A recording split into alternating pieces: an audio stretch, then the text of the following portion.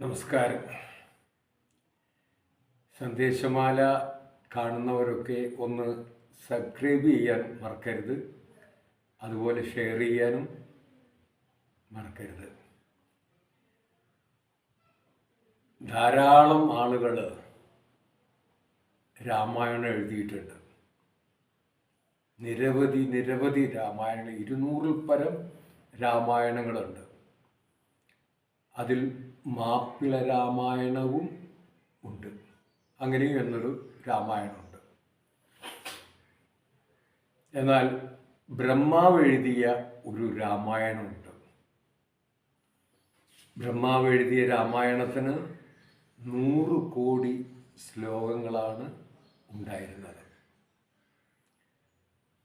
ബ്രഹ്മാവിൻ്റെ മക്കളായ ദേവന്മാരും അസുരന്മാരും മാനവരും ആ രാമായണത്തിൻ്റെ അവകാശം ചോദിച്ചു. തർക്കമായി. തർക്കം മൂത്ത് ഒടുവിൽ പരമശിവൻ മധ്യസ്ഥനായി വന്നു.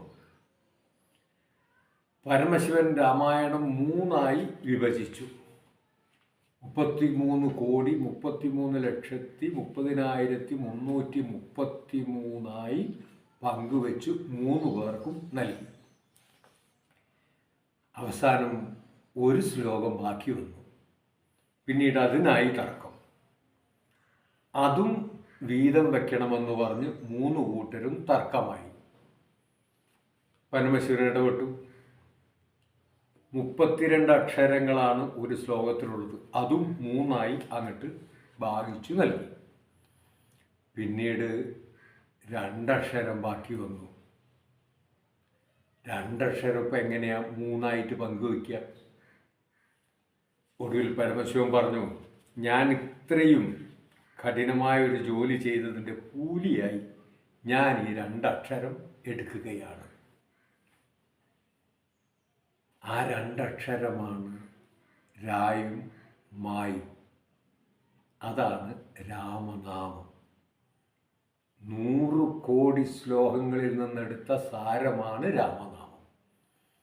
അതിനാൽ മഹാദേവൻ സദാസമയവും രാമനാമം ജപിച്ചുകൊണ്ടിരിക്കുകയാണ്. രാകാരം അഗ്നിബീജമാണ്, മാകാരം ശാന്തിബീജവുമാണ്. രാമനാമം ജപിച്ചാലുണ്ടാകുന്ന പ്രകാശത്താൽ അജ്ഞാനം നീങ്ങി ശാന്തിയിലേക്ക് പ്രവേശിക്കാം. രാമനാമം അത്രയും മഹത്വരമാണ്. രാമനാമം കൊണ്ട് മാത്രം നിലനിൽക്കുന്ന ഒരു ആനന്ദാശ്രമമുണ്ട് കാഞ്ഞങ്ങാട്. ആനന്ദാശ്രമത്തിൽ വെറും രാമനാമം മാത്രമേ ഉള്ളൂ. ഏതൊരാൾക്കും അവിടെ വന്നാൽ രാമനാമത്തിൽ പങ്കെടുക്കാം. 2-3 ദിവസം അവിടെ താമസിക്കാം. ആഹാരവും താമസവും തികച്ചും സൗജന്യമാണ്. നമ്മൾ ചെയ്യേണ്ടത് അവിടെ രാമനാമം ചൊല്ലിക്കൊടുക്കുക. ആ രാമനാമം മാത്രമാണ് അവിടുത്തെ പ്രധാനം. ആ രാമനാമത്തിലാണ് ആ ആശ്രമം കെട്ടിപ്പൊക്കിയത്. സമാധി മന്ദിരത്തിൽ രാവിലെ 6 മണി മുതൽ വൈകിട്ട് 6 മണി വരെ തുടർച്ചയായി ഇടതടവില്ലാതെ അരമണിക്കൂർ സ്ത്രീകളും അരമണിക്കൂർ പുരുഷന്മാരുമായിട്ട് ഇങ്ങനെ രാമനാമം ജപിച്ചുകൊണ്ടേയിരിക്കും.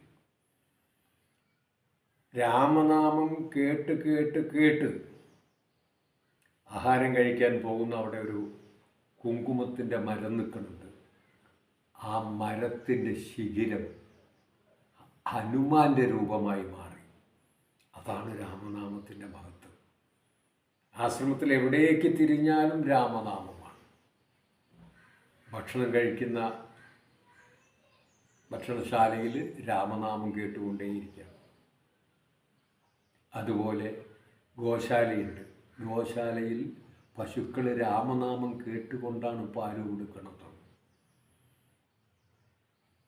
അനന്താശ്രമത്തിലെ ഗോശാല കാണേണ്ടതാണ്. ഓരോ പശുവിൻ്റെയും തലയ്ക്ക് മുകളിൽ സീലിംഗ് ഫാൻ കറങ്ങിക്കൊണ്ടിരിക്കുക, പശുവിന് കാറ്റ് കിട്ടാൻ. അത്രയും ശ്രേഷ്ഠമാണ് അവിടുത്തെ പശുക്കൾ. രാമനാമത്തിൻ്റെ പ്രത്യേകത മനസ്സിലാകണമെങ്കിൽ നാം ചൊല്ലി ശീലിക്കണം. ആശ്രമത്തിൻ്റെ ചുറ്റുവട്ടത്ത് എവിടെ നടക്കുമ്പോഴും ഓം ശ്രീരാം ജയരാം ജയ ജയരാം എന്ന നാമം മാത്രമേ കേൾക്കുകയുള്ളൂ. വേറെ ഒന്നും വേണ്ട. അവിടെ വരുന്നവർ രാമനാമം ചൊല്ലിക്കൊടുക്കുക.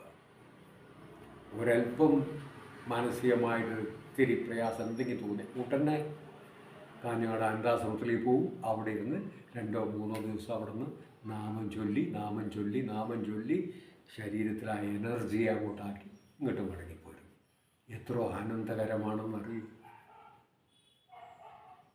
എല്ലാവർക്കും നന്മ വരട്ടെ എന്ന് പ്രാർത്ഥിക്കുന്നു.